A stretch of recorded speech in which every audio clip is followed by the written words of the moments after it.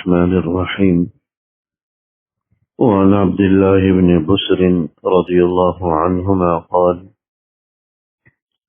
كان رسول الله صلى الله عليه وسلم إذا أتى باب قوم لم يستقبل الباب من تلقاء وجهه ولكن من ركنه الأيمن أو الأيسر فيقول: السلام عليكم السلام عليكم، وذلك أن الدور لم يكن يومئذ عليها ستور. حدیث نمبر 7 ہے جو حضرت عبداللہ ابن بسر رضی اللہ تعالی عنہما سے منقول ہے۔ حضور نبی اکرم صلی اللہ علیہ وسلم کا ایک معمول یہاں پر بتلایا ہے۔ اذا اتا باب قوم، حضور علیہ الصلوۃ والسلام جب کسی کے یہاں تشریف لے جاتے اور کسی کے دروازے پر کھڑے ہو کر دروازہ بجاتے تو دروازہ بجانے کے بعد لم یستقبل الباب من تلقاء وجہ، بالکل دروازے کے سامنے کھڑا نہ رہتے کہ دروازہ بجا لیا پھر دروازے کے سامنے ہی کھڑے ہوئے ہیں، ایسا نہیں ہوتا تھا۔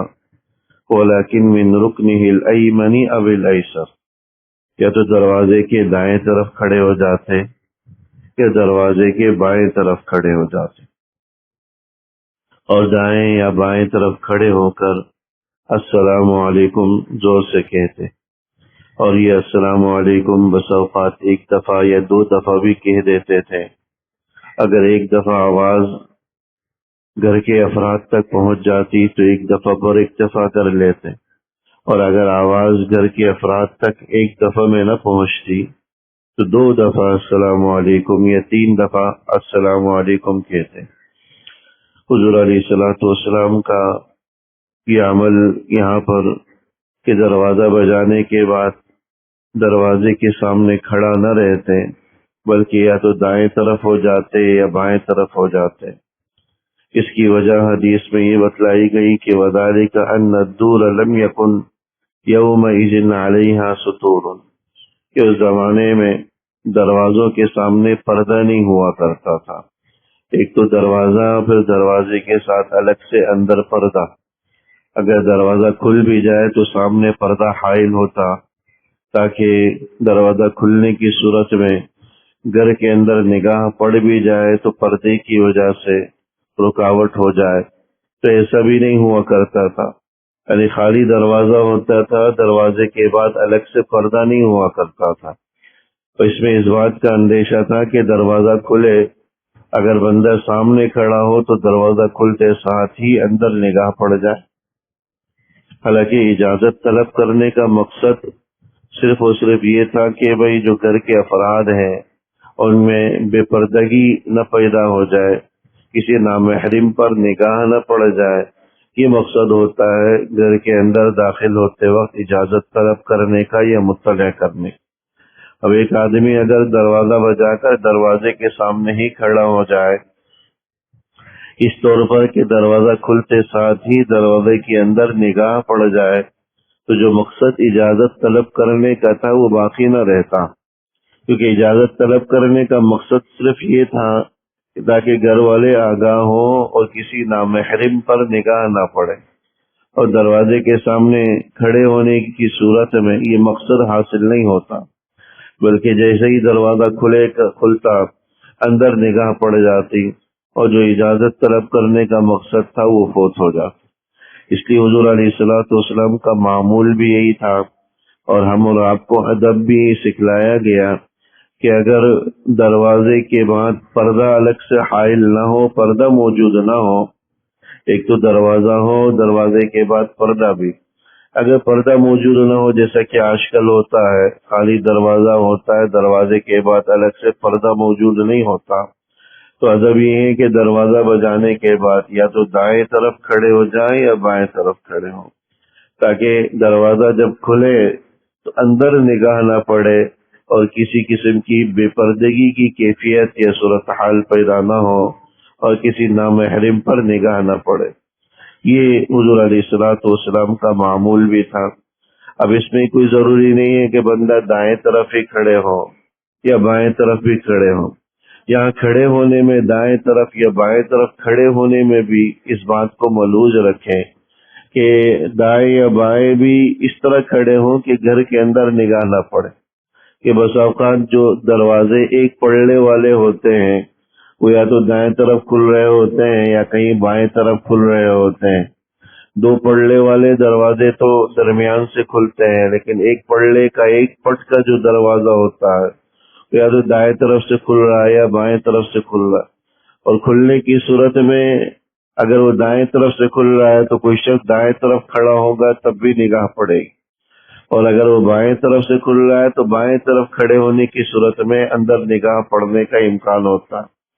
تو اس بات کا بھی خیال رکھا جائے کہ اگر دروازہ ایک پٹ کا ہے تو اس جانب کھڑے ہو جس جانب دروازہ نہ کھل رہا ہو، جس جانب دروازہ بند ہو اس جانب کھڑے ہو تاکہ کھلنے کی صورت میں اندر نگاہ نہ پڑے. اور اگر دروازہ دو پٹ والا ہو، دو پلڑوں والا ہو تو پھر کسی بھی جانب کھڑے ہو سکتے ہیں، یا تو دائیں طرف کھڑے ہو جائیں یا بائیں طرف کھڑے ہو جائیں. مقصد نہ دائیں طرف کھڑا ہونا ہے نہ بائیں طرف کھڑا ہونا ہے. مقصد صرف یہ ہے کہ دروازہ کھلنے کی صورت میں اندر نگاہ نہ پڑے. اس لیے آدمی یہ دیکھتے ہوئے کہ بھئی کون سی صورت ایسی ہے جس میں اندر نگاہ پڑنے کا امکان ہے، اس صورت کو دیکھتے ہوئے اپنی پوزیشن لے اور اپنے آپ کو کھڑا کریں. اگر دائیں بائیں کھڑے ہونے میں بھی بے پردگی کا امکان ہے تو کہ تھوڑا سا ایسے فاصلے پر کھڑے ہو جہاں بے پردگی کا امکان نہ ہو اور نگاہ پڑنے کا اندیشہ نہ ہو.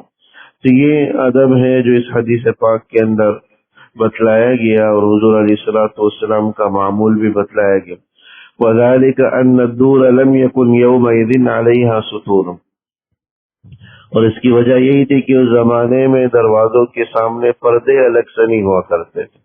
اس سے یہ بات بھی معلوم ہوئی کہ اگر دروازہ کھلنے کے بعد اندر پردہ حائل ہے، پردہ موجود ہے، تو ایسی صورت میں نہ دائیں طرف کھڑے ہونے کی ضرورت ہے نہ بائیں طرف کھڑے ہونے کی ضرورت ہے. کیونکہ اگر آدمی سامنے بھی کھڑا ہو تو تب بھی دروازہ کھلنے پر چونکہ اندر نگاہ نہیں پڑے گی اور پردہ آڑ بن جائے گا، رکاوٹ بن جائے گا اندر نگاہ کے جانے میں، تو اس لیے دائیں طرف یا بائیں طرف کھڑے ہونے کی ضرورت برقرار نہیں رہتی.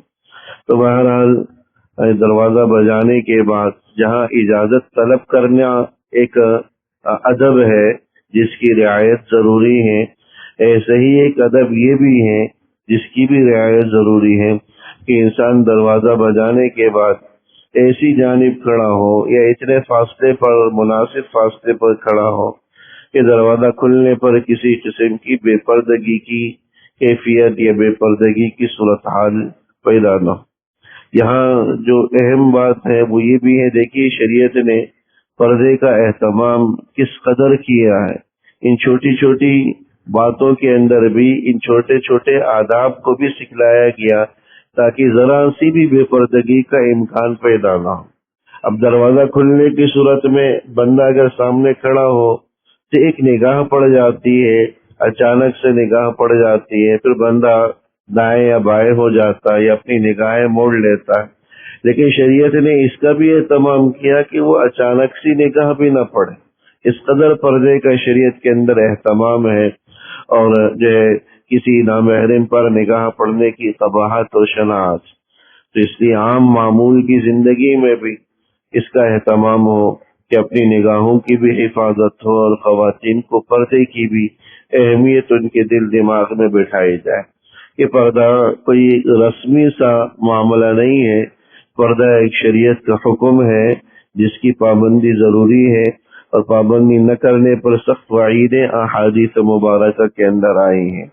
تو ان چھوٹے چھوٹے معمولات کے اندر جب شریعت پردے کا اہتمام کر رہی ہے تو عام روٹین کی زندگی میں خواتین کے لیے پردہ تو کہیں زیادہ ضرورت والا ہوگا اور کہیں زیادہ اہمیت والا ہوگا.